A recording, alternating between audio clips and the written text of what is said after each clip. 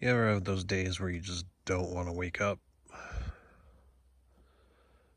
This is one for me. After that hill, everything is sore. I literally, when I got here last night, I got set up and I pretty much was so tired I got waking paralysis. And I just like was overcome with just needing to sleep. And it was like still like 4 o'clock. And so I slept from like 4 to maybe 7. And then I like got up and I was like, I need to eat something. So then I ate. And then I went back to bed. And now it's 7 o'clock in the morning and I'm still like dead. Oh boy. But I got 5 more miles of hill to go. Similar to yesterday, how I ended. And then that should be relatively chill. Not as hilly. All right, 7:31. I'm packed up and I'm ready to go. I'm not bright and early, but man, I have not been that tired. I don't even remember ever being that tired. I mean, it was it was 4 o'clock in the evening, and that was it. My body was done.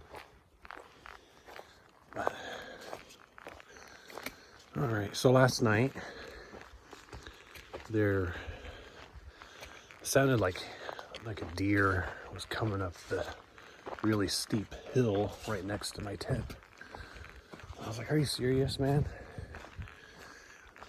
Use these less steep but still very steep paths like the sane ones. Well, I don't think we're really that sane, but like the rest of us. Sheesh. Oh well. So I got 5 miles up, and then the rest of the day should be fairly, chill, up and down and flat. And I have 8 miles until water. So I have, let's see, maybe about 3/4 of a liter. So I'm a little lower than I want to be for doing 8 miles, 5 of which are uphill, but then again, water's heavy, so I think I'm fine. I'll see you at a happier moment. So I was just coming through right over there and I saw a little side path. I was like, it looks pretty well worn. So it must be something, right? So I follow it. I get here. Yeah, I can see why people want to come over here. Get a nice view. Get out of that green tunnel. Because all that green, that's where I've been. Oh, and it's all hills too. It freaking sucks. Look at that. Look how steep that is. I mean, obviously I didn't climb that, but I climbed the elevation up to and equal to here, maybe more. And sometimes it really felt like it was that steep. Jeez. Anyway, wonderful view. I think I'll sit here for a couple of minutes, maybe breathe.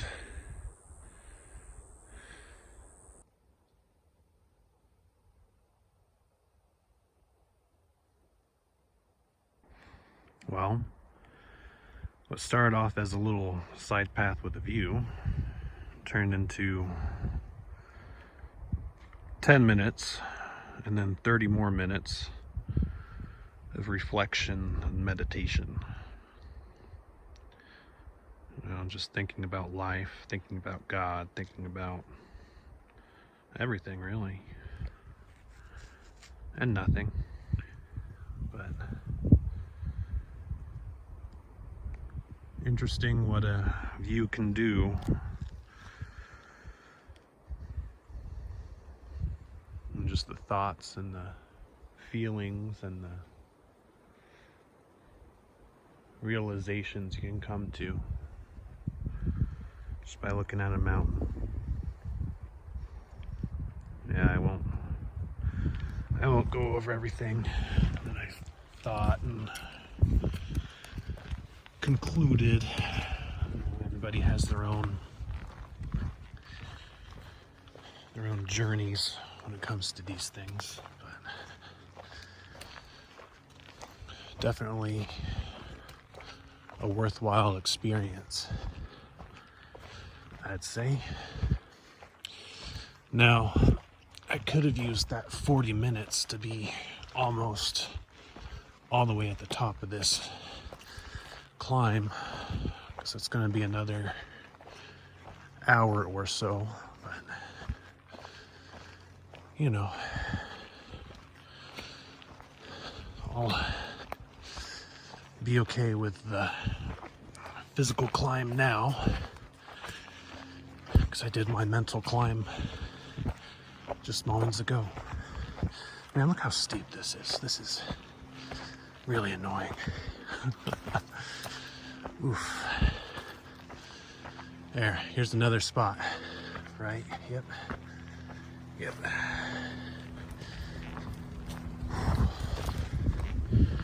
There we go. This one has a little tree though. I like my previous spot a little better. I'm not disappointed. Anyway, on I go. All right, it's the boundary of the experimental area. I don't know what experiments they concocted over there, but I'm glad I survived. Maybe there was like mutant deer or something. Anyway, so what I meant earlier when I said, I didn't want to go into my thoughts or reflections or anything like that from the hill. It's not to be snobby or anything, it's just philosophically speaking, most people are just in different places, when it comes to self, God, soul, spirit, nature, all these things. So if you're going to have a discussion or any kind of discourse, usually it's important to be at least on similar ground. And a lot of times these things are deeply ingrained in people based on experience, right? So it's like, in my eyes, it's important for somebody to have an experience and to come to the conclusions themselves and then discuss, I can only show and convey so much, but it's like, if somebody hasn't, experienced something that I have, can I really relay those feelings? Can I really convey the ideas that they've imposed upon me, Just came from here.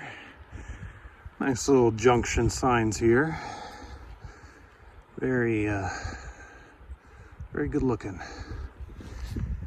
This is apparently a very steep way to water if you need it. I think I'm good on water. So I'll keep going. I am nearly at the top of this hill. Now, if I didn't stop to do my little reflection, thought, meditation break earlier, I would have been about here. Well, by the time I had finished that. So, about 40 minutes. Yep. So, soon the hill, or at least this hill, will be done for the day, and I will rejoice. All right, guys. I think I'm kind of near the top. Ooh, yeah. All right. This little campsite. And, well, that's a pretty nice view, all right? Maybe not as nice as the spot I was at earlier, but hey, it's a campsite. Ah, man. Yeah, so I'm gonna take a breather. I'll be on my way again. All right, folks. Took my little break here. You know, today's kind of full of a lot of breaks. I'm not especially fond of steep hills, but I also had to go to the bathroom, and you know, when nature calls, you better answer, because you do not want it to leave a message. That's how you become a true hiker. But I fear I won't become a true hiker. Not today. Anyway, still got a ways to go up, and I still have about 5 miles to water. So I'm running a bit low on water, but I only have about 1 mile up to go, and then the rest of the way is kind of down and flat, so that shouldn't be too bad. I just passed a sign that said grassy knoll trail. If I were a Kennedy, I'd be real nervous over here. Anyway, so there's that guy up ahead, and he passed me, you know, he's going a pretty good pace. And this other guy comes, and he's walking like a 5 mile an hour pace up the hill here. You might be able to see him up there, but anyway, if there were donkeys around, he'd be hauling them. Jeez. Anyway, almost to the top of the hill. Yay. By Jove, I think I've done it. Look, there's other hikers enjoying a moment of solace. Perhaps the end of an uphill. Oh, look at that. How's it going?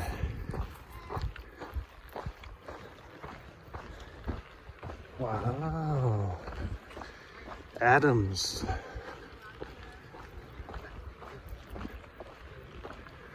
I'm gonna do it too. There's so much I want to see. So yeah, I'm gonna once I get to. Ah, nice little flowers. It's like a gift. The breeze is a gift too. I get to go downhill, catch a little breeze in the armpits, cool off a little. It's a nice blessing after a hard 10 miles going uphill. Not saying I did the whole 10 miles uphill this morning. I did 5 last night and then 5 today. So there's no confusion. So now it looks like our view consists more of Mount Adams. That is the way we're heading. We're going to skim along the west side of Adams as we go north. And I hear it is absolutely gorgeous. But I hear there's also a killer stream at some point. Yeah, because there's the glaciers and the snow melt. But we'll deal with that when we get there. remember, one of the hiker philosophies is we'll deal with today's problems today and tomorrow's problems tomorrow. And right now, the only problem I'm concerned about is getting water. I have about 4 miles to go by my estimate, and I have maybe 2 swigs of water left. So glad to be going downhill and flat instead of up, because I don't think I'd make the up. But with the downhill and flat, I have a chance. I caught up with one of the guys from before that he was the really fast one, just like flew by me and the other dude. He was resting. He told me the water's here. Hey, good on him. I had to ask him how fast he walks, because I was like, man, that's like a 5 mile per hour pace. He's like, yeah, I do about 3.9. It's like, well, it's still flying. All right, let's get some water. All right, back to it. I didn't fill up all the way because there is still a water source in my near future. This is actually an unintended water source. I didn't even know this was here. And then I saw trekking poles, and above the trekking poles was a little mini sign that said water. So I was like, oh, maybe I'm in luck. So I go over, and the guy that I was talking about that was super quick, it was like 3.9 miles per hour. I asked him, because he was sitting there. He's like, yeah, water's just down there. Got the water. Talked to him a little bit. His trail name is Ketchup Daddy. So, yep. Thank you, Ketchup Daddy. I appreciate the information on the water, because I was getting down to my final swigs. But now I'm good to get to the next water source. Woohoo. Yeah, you see, this is the terrain I'm talking about. Nice and cruisy, gentle downhill slope, plenty of shade. Oh yeah, I'm going at a good pace. Much happier on this side of the hill. Going up that other side, that sucked. But, you know, such is life, such is the trail. You go up one side of the hill and it's hard, but there's another side of the hill and it's much easier, theoretically.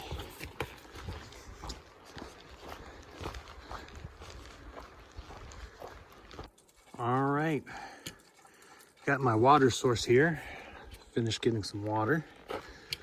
Was chatting with a section hiker by the trail name of Buck Snort, and he was southbound, and he was telling me that there's some pretty exposed sections coming up, and as luck would have it, it's 1 o'clock, which is the heat of the day, so I'll be passing through that soon. But in about 2.5 miles is where there is a picnic area, campsite kind of place, and there's been a lot of talk about trail magic there, just on the app, not in person, so I don't know. Maybe I'll look out. So I'll push to that campsite. When I get there, I'll rest, I'll take my siesta, and we'll see how it goes. And afterwards, I'm gonna try to get to Blue Lake today, which I heard was one of the nicer lakes in the area, because apparently our good friends, the mosquitoes, are infesting a lot of the local lakes. So there's that to look forward to. But apparently Blue Lake has much less of a mosquito problem. So we will see. Only time will tell. I'll figure it out in hours. You will figure it out in minutes. See how it goes. Yeah, check out all the lava rock. How nature is reclaiming it. Fortunately, I don't have to walk right over it yet. Apparently, I will, but interesting to see as I'm skimming along the side. And apparently there's going to be a pretty neat burn area ahead too, where it was like a burn from a decade or more ago. So, you know, you get to that point where nature finds its way, creeps back in, things are growing, thriving again. So we have that to look forward to. Starting to maybe, just maybe, get away from the green tunnel, you know? I know it's hot, but I don't think he made it. The water cache was just down the road. Poor dude. All right, ladies and gents, as has been said by the doors, I believe I'm going to break on through to the other side here. I am crossing into a more lava flow area. Now, as you see, this is a little diverse from what we've experienced in Oregon. Much more plant life is growing through these ancient volcanic rocks, leading me to believe that these are probably much older lava flows, as nature has reclaimed her territory. Anyway, just a couple miles, I will be through another lava field and hopefully in a place with trail magic. Now, it's a big hope. You can never assume trail magic will be there, but when there's been so much word about trail magic, it does get the hopes up. This appears to be a sign that I'm getting close. That, I just heard voices. Now, generally, when I hear voices, people say, Dev, you need to take your meds. But no. You see, look, there's people. They're people voices.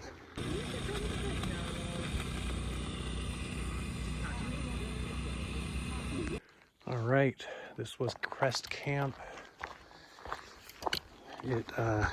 Yeah, so when I walked up, there was in fact trail magic. So Bug is her trail name, and she put a whole bunch of stuff out. And then like when I walked up, she walks up to me and she's like, hey, here's a smoothie. And so I got a freaking strawberry smoothie. Oh, look at that. All right. So anyway, that was great. I was there for like an hour. And now I'm gonna go another 9 or so miles and we'll hit Blue Lake, where I hear the mosquitoes will be starting again soon, in about a mile. So Lord help us. Check it out. Extra large forbidden pancake. Extra hard to get to. Yeah, there you go. Got the old school one. Starting to get eaten. And it's got a little gnome door. So, as if mosquitoes weren't bad enough and flies weren't already bad enough as they are, there are biting flies here. Not horse flies, although I've heard horse flies are up ahead too. Now, these flies will bite you. Not as hard as a horse fly, but they're still annoying. You know, you gotta take the good with the bad, I guess. Flies though, man, come on. And mosquitoes. Disgusting. This is listed as a lake. It's kind of more of a swampy little pond. But it's a good sign because it means I'm getting closer to my lake. Blue Lake. That's where I'm stopping for the night. So, only a couple more miles. But maybe about 700 feet of elevation gain. So I get to go up more. And you know how much I love to go up.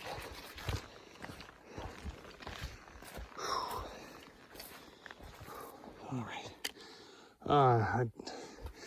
I'm going to turn off my camera because I don't want to get my nuts impaled here. All right. Sorry about that.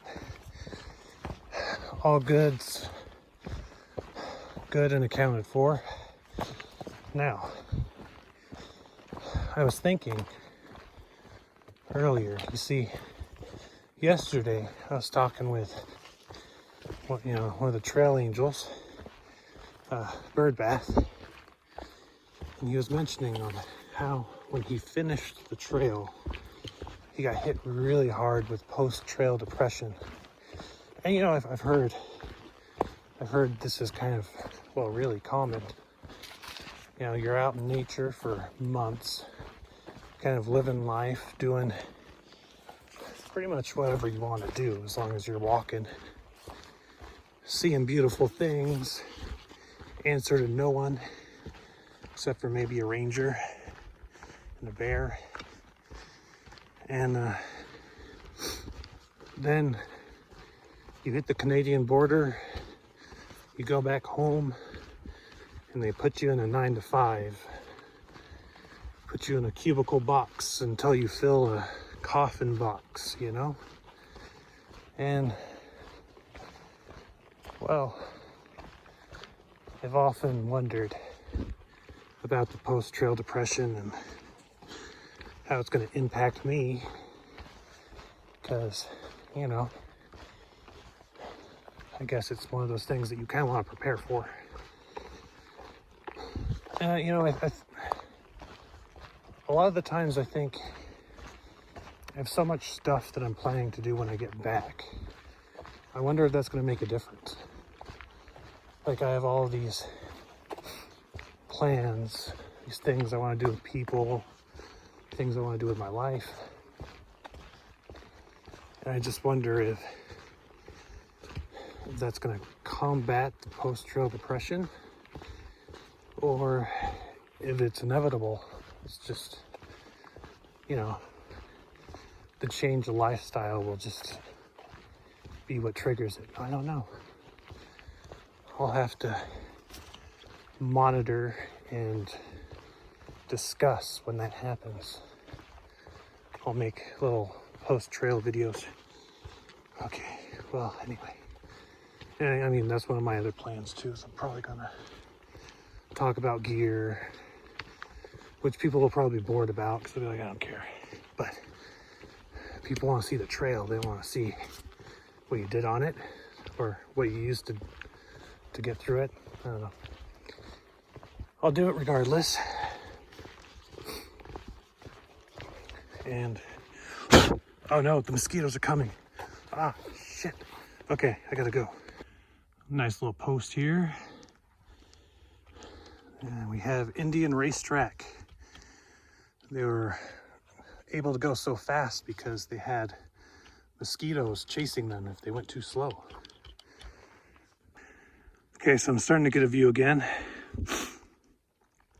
Now, because of the smoke, from the fires, I'm assuming. Can't really see much of hood anymore. But yeah, on a clear day, I bet that'd be pretty cool. Okay, so I think this marks the top of the hill. I start going down. You know what I think about hills? Ugh. Nope, I was wrong. It still goes up more. Ugh. Okay, now I made it to the spot that goes down and flat for 2 miles. Ah, that's a relief. So about an hour of walking and I will be at camp. I usually don't like it to get so far into dusk when I stop, just because a lot of reasons, but you know, sometimes you just have to push a little, and I really don't have to push. I'm way ahead of schedule when it comes to meeting up with my trail angels. But yeah, you know, I think it's just one of those things that it's good if I push myself a little bit. Just get the muscles going, get the stamina up, give myself a little rest. I think I'm like 2 days ahead of schedule, which I think they were too generous with my time, and I was too modest about the miles I would do. But it's okay. It'll all work out, right?